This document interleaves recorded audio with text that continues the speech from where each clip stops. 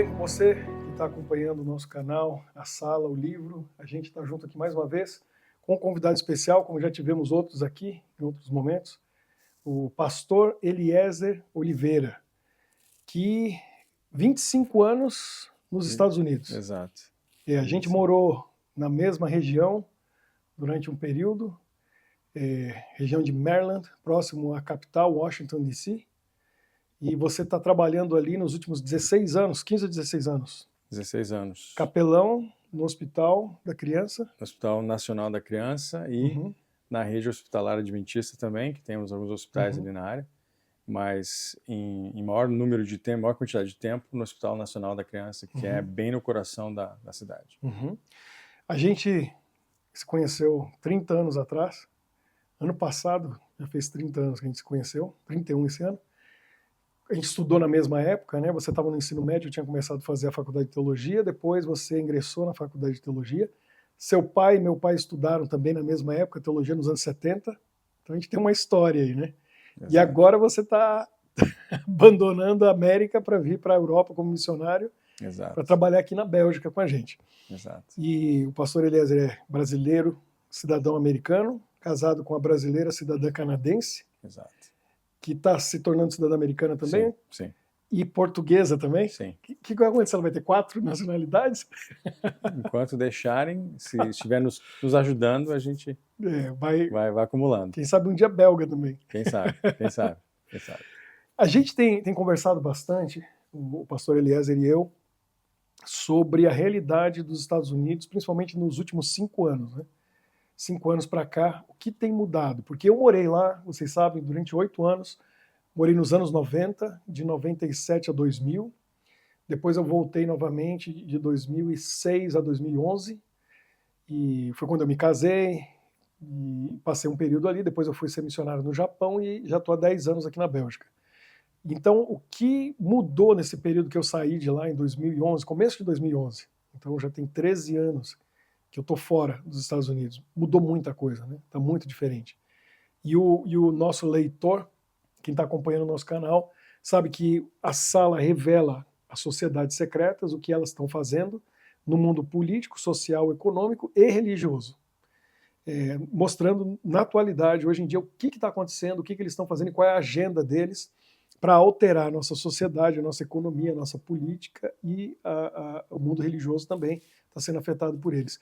Eu fiquei impressionado com os relatos do pastor Eliezer sobre o que está acontecendo nos Estados Unidos, porque a gente não vê isso na mídia, nem no YouTube, a gente não vê uma coisa assim falando a respeito do que mudou, o que está mudando, o que está acontecendo, e a gente sabe que tem uma agenda por trás disso, porque são as organizações políticas, e eu diria as sociedades secretas que estão por trás delas, que têm um objetivo com tudo isso. E a gente quer trazer para vocês vários pontos, e a gente vai mostrar, vou mostrar imagens para vocês do que está acontecendo ali e dessa mudança na sociedade nos Estados Unidos. Era um país bom para se morar nos Estados Unidos, quando você chegou lá? Olha, é interessante, né? Quando eu cheguei, eu olhava para as pessoas da igreja que estavam lá há 10 anos e eu imaginava assim, nossa, que 10 anos dos Estados Unidos, né? Que talvez nunca vou chegar a essa marca, mas... Chegou e passou muito. Pois duplicou e meio, né? Mas sempre o que a gente escutou das pessoas da igreja, depois entrando em contato com outros né, círculos da sociedade, é um país em que te dá oportunidades. Talvez é um slogan dos Estados Unidos, é o país da oportunidade. E realmente eu vejo... De estudo, trabalho, exato. Melhorar de vida. Exato, pessoas que chegam lá com o objetivo de estudo ou realmente só uma estabilização financeira, ou às vezes os dois acontecem, e realmente eu vi muitas pessoas perseguindo esses alvos e alcançando esses alvos, com determinação, né, com valores, com princípios, para que né, as distrações da sociedade americana, que são muitas, não tirassem a pessoa do curso. Então, falando de princípio, né? Os Estados Unidos eu sempre vi como um país de princípios, e princípio religioso, sobretudo cristão. Sim.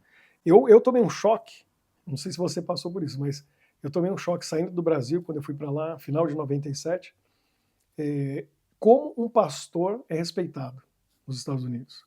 Oposto a, assim, o que a gente passa no Brasil. Porque no Brasil, o país católico está mudando, mudou muito nesses últimos 30 anos. Mas era um país católico, então o padre é respeitado. No Brasil, o pastor não. Mas eu vi alguém me dizendo isso, né? Que as profissões mais respeitadas nos Estados Unidos, pelo menos na época que eu cheguei lá, eram o político, um policial e um pastor. PPP, político, policial e pastor.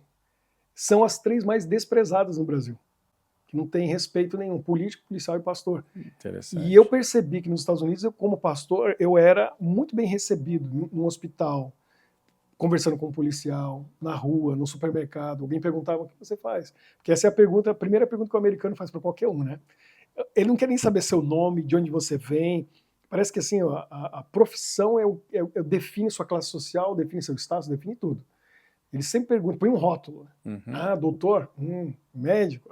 Isso. Então, mas como pastor, mas eu vejo que o mundo religioso americano está mudando, os princípios estão mudando, está ficando para trás. E não tem mais aquele princípio cristão religioso.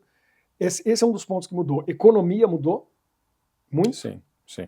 E o que mais? A política, nem se fala. Sim. Eu acredito que existem várias camadas de mudança que a gente vai, com o tempo, percebendo, né? Eu acredito que hoje em dia, ao chegar nas cidades grandes americanas, a primeira coisa é visual. Você vai chegar a partes turísticas, a partes importantes do governo, a parte de lazer, e você vai perceber uma infinidade de áreas ocupadas por moradores de rua.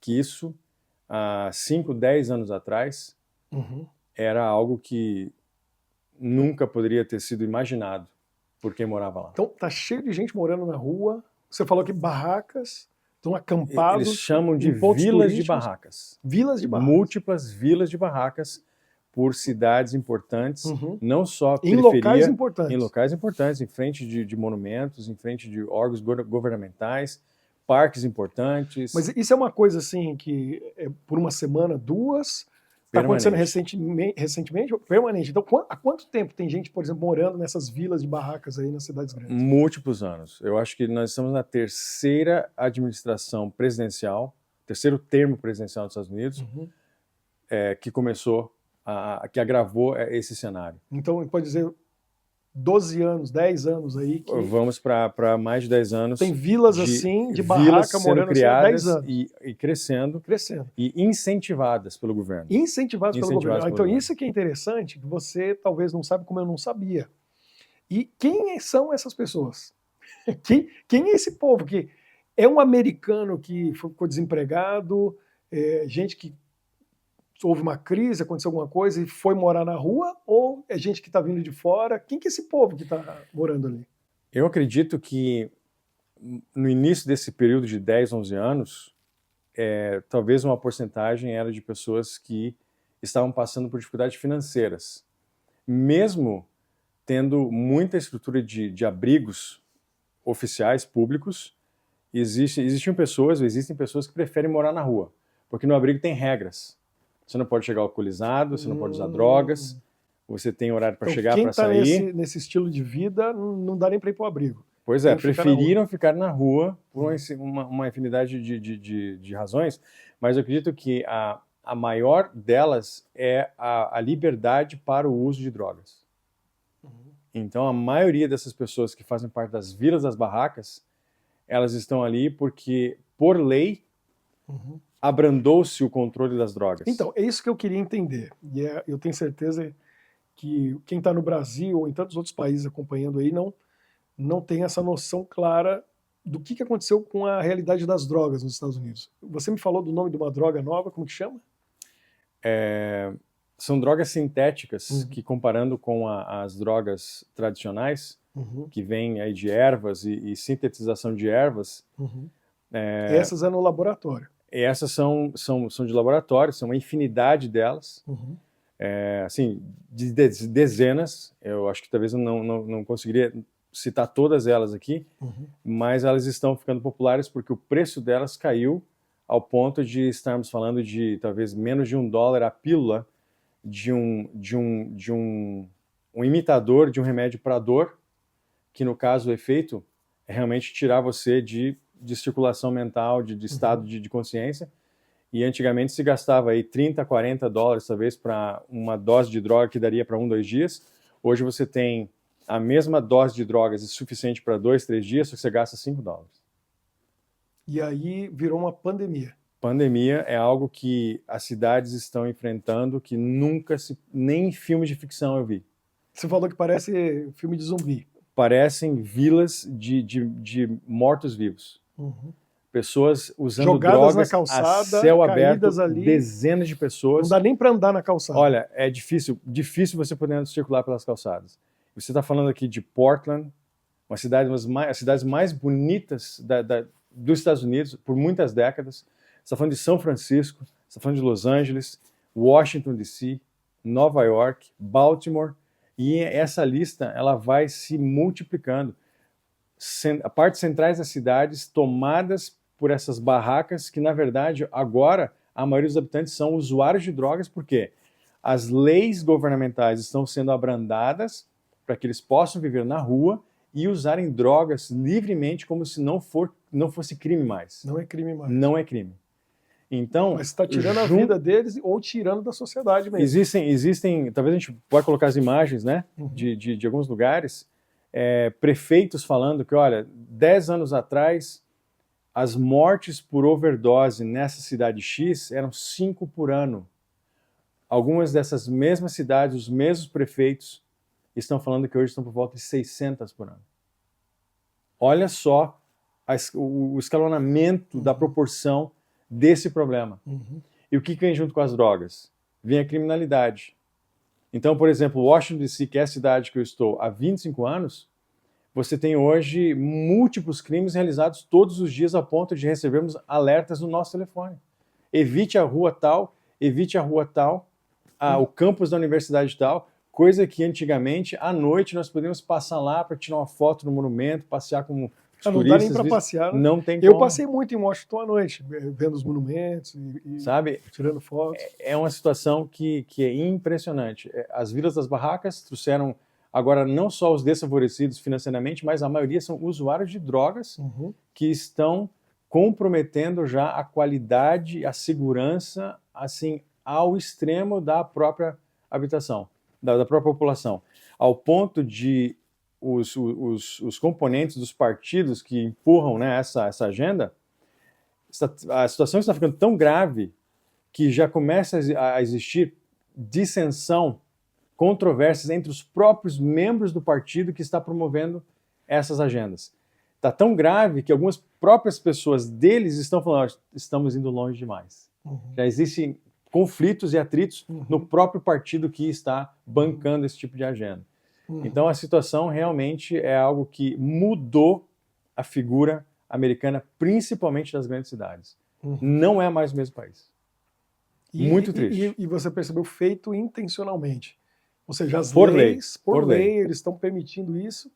Então a impressão que a gente tem é que o mundo está sendo conduzido, e os Estados Unidos é o reflexo primeiro disso, sendo conduzido para um caos.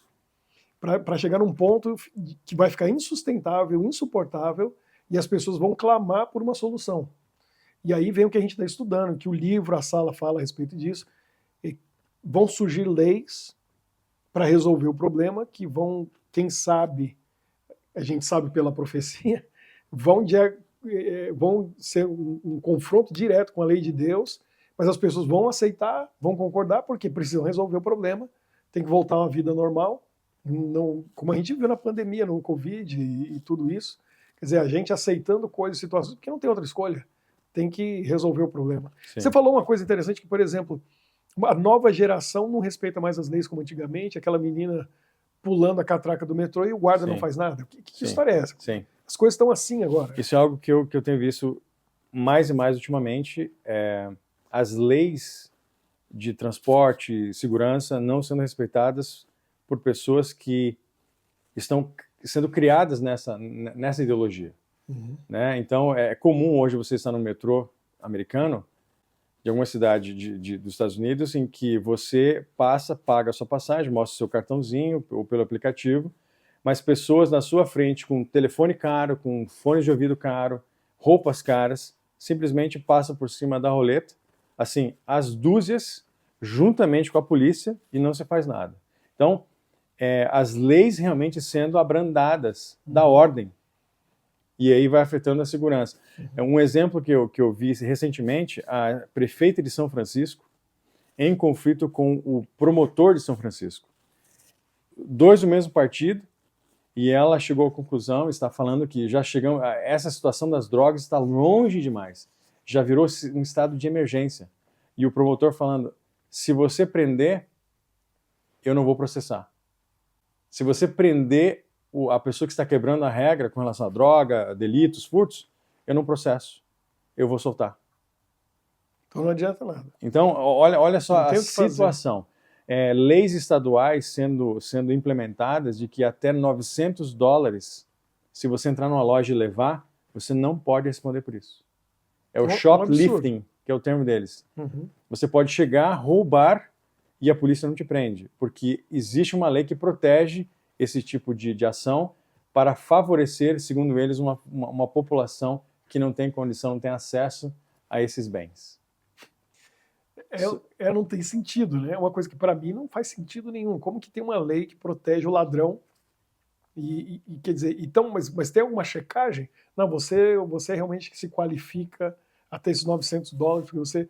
Quer dizer, se um adolescente que, vamos dizer, é rico, qualquer um se enquadra. Ele entra ali, pode pegar alguma coisa, não vai ter... Ninguém verifica, né? Se essa pessoa comete um delito, ninguém vai atrás. Às vezes passa pela frente da polícia. Você falou que tem imagens de gente entrando num mercado, numa farmácia, alguma coisa. Bolsas pretas bolsa grandes, assim, simplesmente joga dentro as enchendo coisas. E tá tudo certo. Segurança está ali armado. Passam pela frente de seguranças e não acontece nada. Nada. Tranquilo, vai embora, Exato.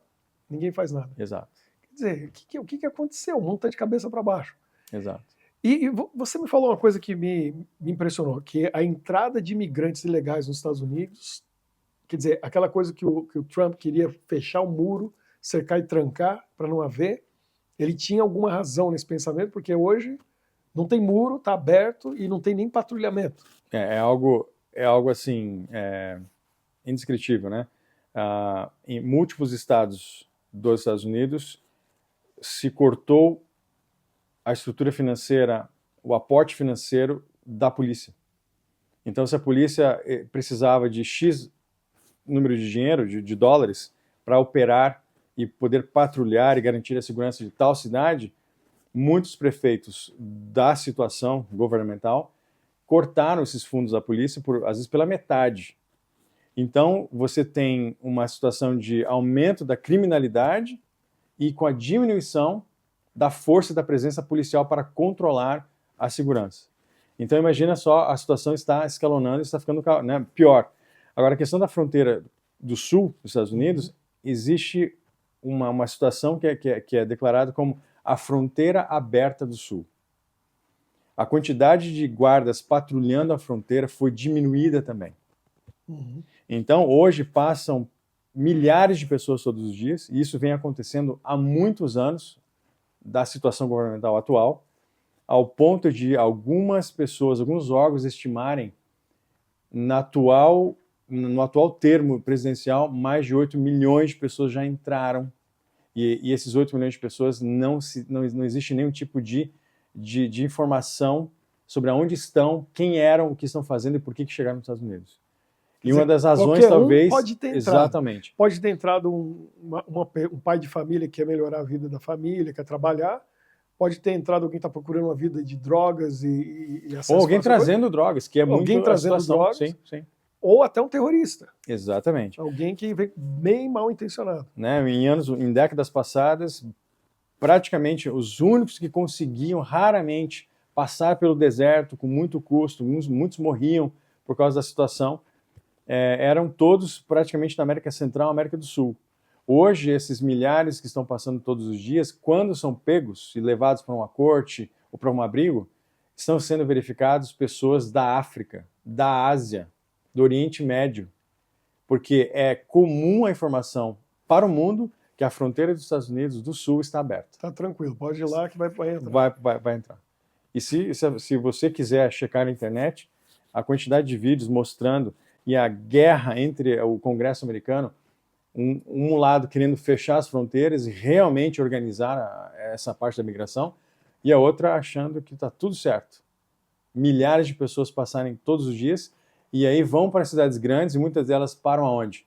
Na vila das barracas, e aí vão para o crime, vão para o uso de drogas, vão para o furto.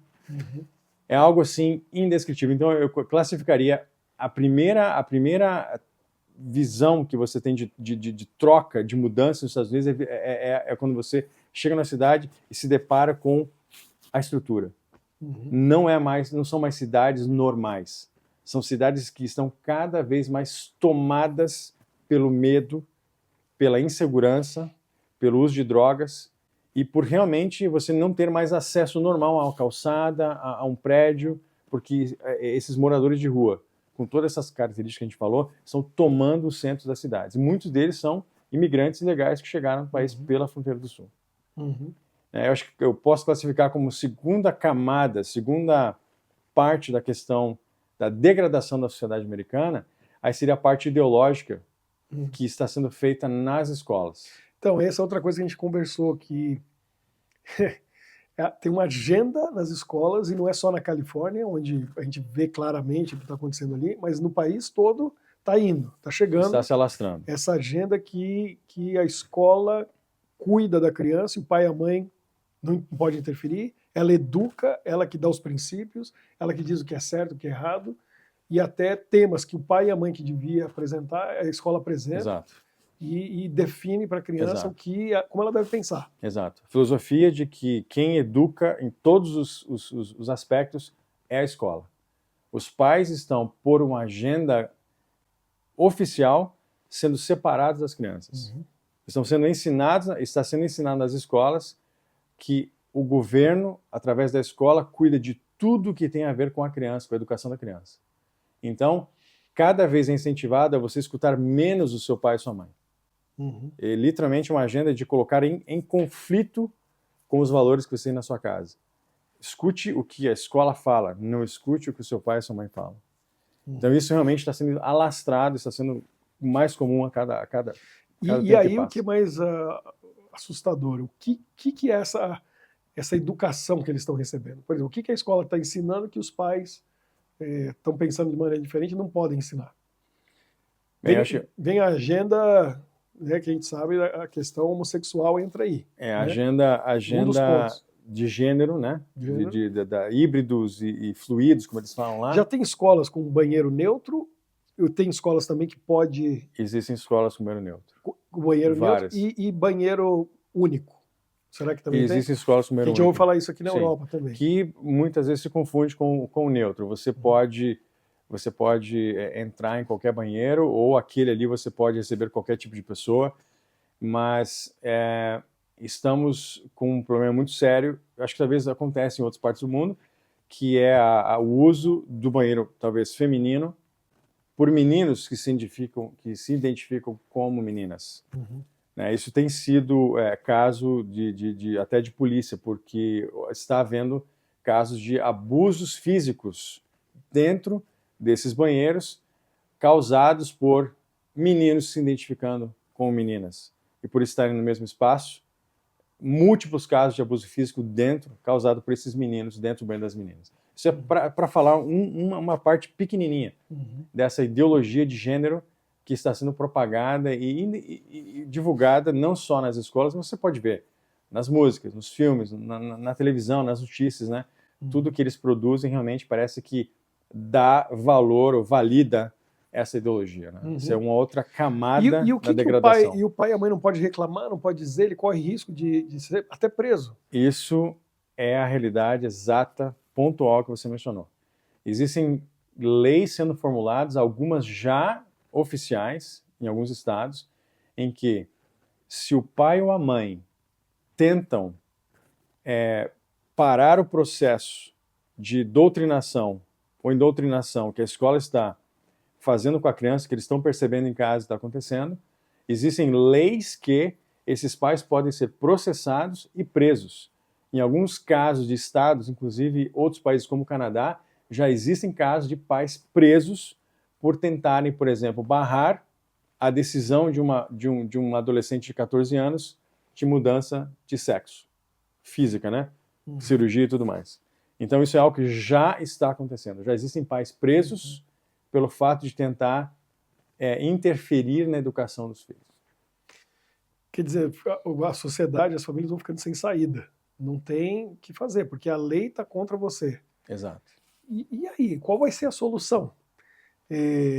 Sair dos Estados Unidos ou morar no campo? Será que tem essa de sair da cidade e fazer homeschool? Porque os Estados Unidos permitem legalmente homeschool. Isso é algo que está se tornando muito popular, inclusive. Entre as famílias, claro, que ainda professam e querem realmente implementar uma educação cristã com princípios e valores. Muitas crianças estão se tornando, né, estudantes de casa, os pais passando as matérias para tentar bloquear essa influência que praticamente uma escola pública hoje é inevitável. Existem as escolas particulares, cristãs, que ainda eu acredito que têm menos influência dessa ideologia, mas muitas pessoas estão optando por fazer a escola em casa e depois a criança faz os testes, né, faz as provas e aí tem os certificados de passagem de ano. Mas isso é algo realmente preocupante e acontecendo em muitas famílias. Escola dentro de casa, para evitar toda essa exposição ao que está sendo ensinado. E você mencionou o Canadá, ali do lado, México e Canadá também estão sofrendo, percebe alguma influência disso? O Canadá já tem também essas leis?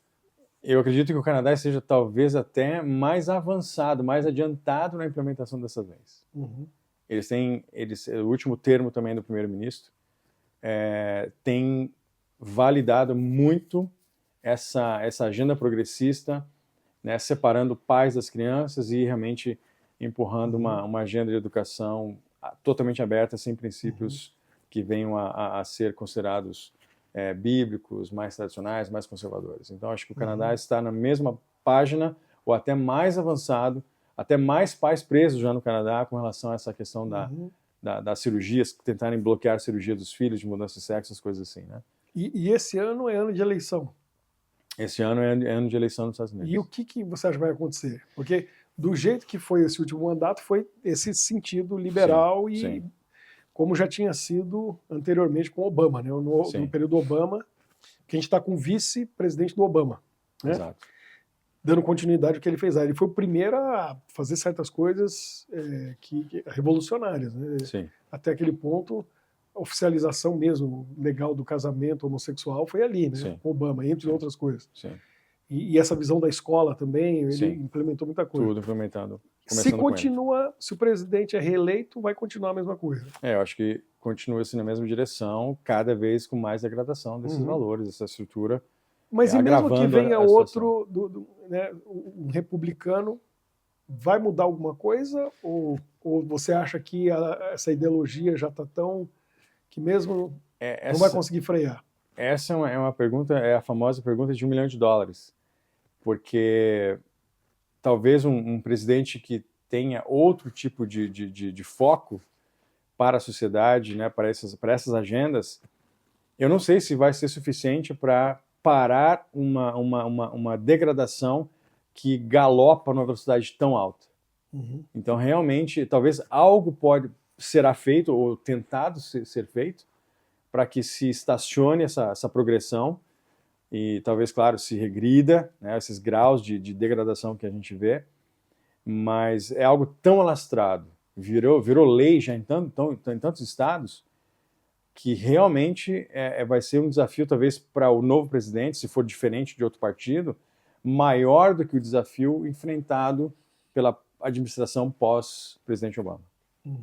Então, realmente, é uma pergunta super profunda, que só realmente acontecendo essa troca do governo, para a gente perceber o que poderá ser feito. É como parar um trem em alta velocidade. Exatamente. Não tem como parar. Exatamente. Né? Vai levar muito tempo, Exatamente. vai correr muito longe ainda para conseguir parar. Exatamente. Então a situação está complicada. Tem mais alguma coisa que você notou que mudou nos últimos 5 anos? Você falou que a economia despencou. Você diz o preço da gasolina dobrou. Outras coisas também. Sim, sim. A parte econômica realmente a gente percebe de maneira muito clara. E aí tem muitas correntes que relacionam a razões diferentes, né?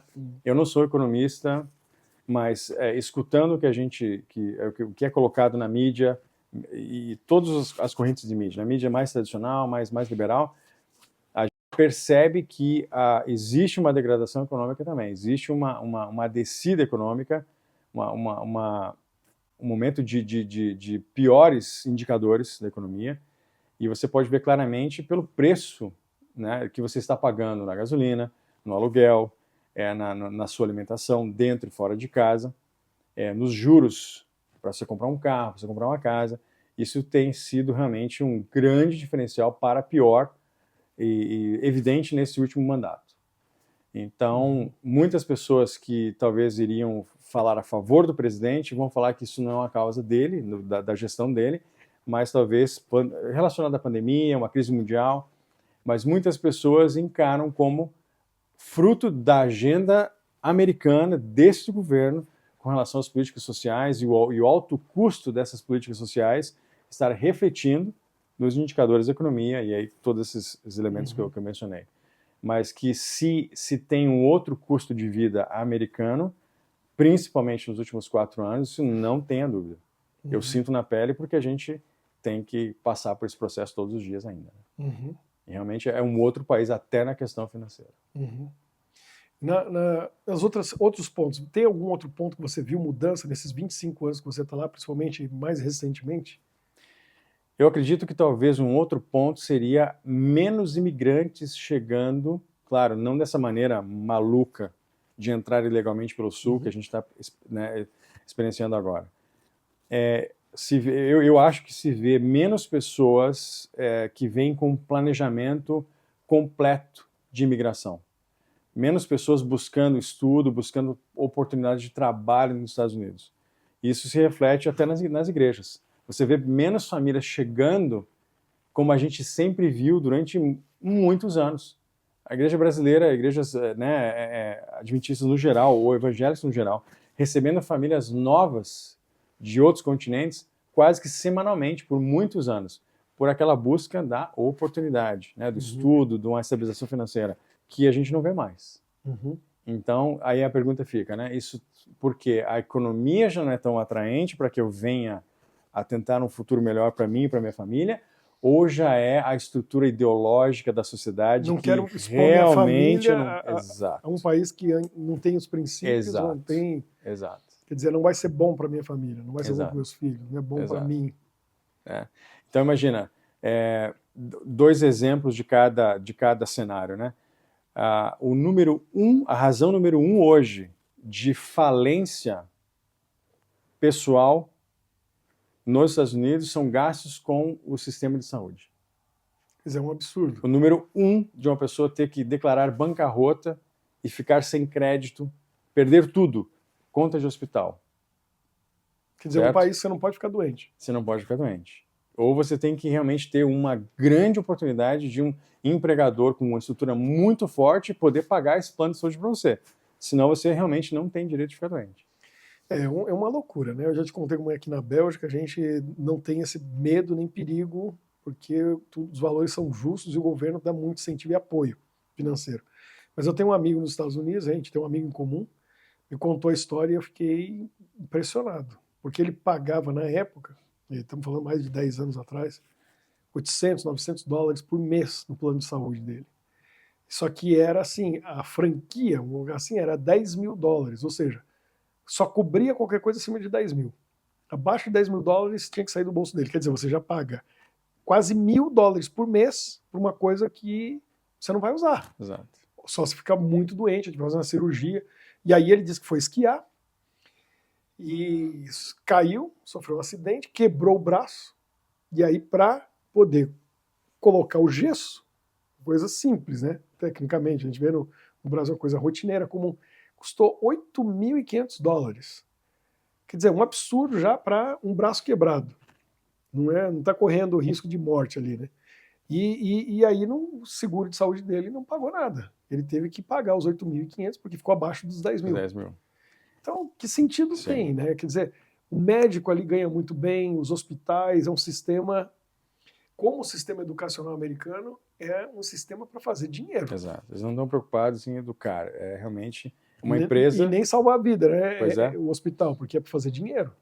E faz mesmo, muito Sim, dinheiro. sim, É um sim, sistema criado para enriquecer. Eu acredito que existem exceções, né, a essa regra, mas se você vê aquele capitalismo na sua total, no seu total significado da palavra selvagem, na educação, na O que saúde. custa hoje o tuition, né, de uma faculdade? Uma faculdade boa. Não estou falando. Tô falando uma faculdade boa.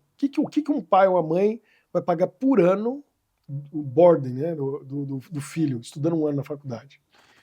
Eu acredito que se for um curso que não seja talvez um curso técnico somente, eu acho que deve estar por volta de 20, 25 mil dólares o ano só a mensalidade. Mas depende do curso, né? Agora, se for fazer um curso diferente, numa universidade diferente, esse número pode chegar a 55 mil por ano, 60 mil Por por exemplo, eu ano. tenho um amigo que a filha está fazendo odontologia. E ele diz que é caríssimo. Sim. Você tem ideia de quanto custa? Eu acredito que é mais de 35 mil por ano. Uma universidade boa. Porque ele diz que ela vai sair dali com dívida e é aquela coisa, porque o estudante hoje nos Estados Unidos estão fazendo faculdade, ele pega um empréstimo e ele vai levar às vezes 10 anos como profissional para pagar esse empréstimo com os juros da faculdade. Ou seja, ele vai começar a trabalhar já com dívida e aí ele vai ficar um tempão para pagar os estudos. Esses são impactos que vão refletir na questão financeira, né? Outro exemplo que foi recente agora, e é fácil achar na internet, uma mãe que entra na sala de aula do filho e percebe que no mapa mundi, uma aula de geografia, na tela do mapa mundi, que praticamente tomava quase que uma parede da sala de forma total, esse mapa mundi, na aula de geografia, estava coberto por uma bandeira colorida. E essa mãe pediu licença. Um arco-íris de 6 cores. Foi lá e removeu aquela bandeira e falou para a professora: o meu filho está aqui para aprender o que está aqui nesse mapa. Isso aqui é aula de geografia. Eu estou lutando para que ele aprenda. Eu tenho certeza que eu não sou a única mãe aqui lutando para que ele aprenda o que ele precisa para ser um profissional de sucesso que realmente possa levar para a vida esse conhecimento. Então, isso que você colocou aqui não é o que meu filho e os outros estão aqui para aprender. E aí essa professora imediatamente chama a segurança da escola e essa mãe é removida da sala. Então, são exemplos claros que hoje não se nem tentam nem se esconder ou se camuflar, como às vezes acontecia antigamente. É declarado. Obviamente a gente sabe que já há muito tempo nos Estados Unidos, numa escola pública não se pode fazer oração, não pode levar a Bíblia. Sim. Isso é proibido. Sim. Mas eu estou ouvindo dizer que até em praças ou em alguns lugares públicos a pessoa não pode abrir uma Bíblia e não pode fazer uma oração, porque ela se torna ofensiva aos outros. Sim. É verdade. Vários casos de pessoas lendo a Bíblia embaixo de uma árvore, num parque, no domingo à tarde, sábado à tarde, e ao pessoas passarem e verem, acionaram a polícia porque se declararam ofendidas pelo gesto de alguém, de maneira isolada, privada, estar lendo a Bíblia. Quer dizer, perseguição religiosa contra cristãos já existe, está acontecendo. De maneira... Você não pode abrir a Bíblia e ler no lugar público. Em um país que se diz muito da sua história foi fundada em cima, né, ou baseada nos princípios protestantes de peregrinos que vieram da Europa. Eu ouvi recentemente de uma moça que foi presa no Canadá ou foi nos Estados Unidos porque ela estava orando diante de uma clínica que fazia abortos. Você ouviu essa história? Eu acho que eu vi rapidamente, não tenho detalhes, mas... Era uma moça, uma jovem cristã. Ela estava em frente a uma clínica que fazia abortos e ela foi orar pelas moças que estavam indo ali para cometer aborto. Ela estava ali parada orando. E um policial, alguém denunciou, o policial foi lá conversar com ela foi honesta e falou a verdade. E ela foi levada presa. Quer dizer, nem pensamento. Eu estou aqui quieto, em silêncio, não estou ofendendo ninguém, não estou falando com ninguém. Eu estou em pensamento, quer dizer, eu não posso nem pensar. Porque levou ela, porque ela é proibida de publicamente fazer uma oração com essa intenção num local como esse. Quer dizer, se as pessoas que conhecem profecias não estão percebendo o que está acontecendo e não estão entendendo em que momento a gente está, é porque a pessoa não leu nada da Bíblia, não está percebendo, não está acompanhando a notícia, não está vendo. Porque os sinais da volta de Jesus, tudo que ele falou, está aí, está acontecendo. E a gente está vivendo essa realidade Parece uma utopia, né? Quem podia imaginar que o mundo ia chegar nesse ponto? Ainda mais um país da liberdade, da oportunidade, e um país onde recebeu ateus, muçulmanos, budistas, hindus, judeus, mas cheio de judeus, e um país cristão, onde tem a liberdade e tem tantas igrejas ainda, e tantos líderes religiosos do cristianismo, mas cadê? O que está acontecendo? Quer dizer, alguma coisa mudou nesses últimos anos e a tendência é piorar. Muita coisa mudou. Sim. E a tendência é piorar. Sim. Então tá aí. Aquilo que esse livro tenta trazer de uma aparente ficção, mostrando como o mundo está sendo manipulado e conduzido para esse fim, é realidade. Tá aí. Claramente. Está acontecendo claramente. Nitidamente. Eu comecei a escrever esse livro em 2011 e tudo que eu coloquei ali era já imaginando, olha, isso vai acontecer. E ele foi publicado em 2015. E agora a gente está em 2024 e está acontecendo pior do que eu descrevi ali e imaginei que pudesse acontecer. Ou seja, é a realidade que nós vivemos hoje, a gente tem que estar preparado. Sim, esse é o grande ponto. Estamos preparados. Muito bem, é isso.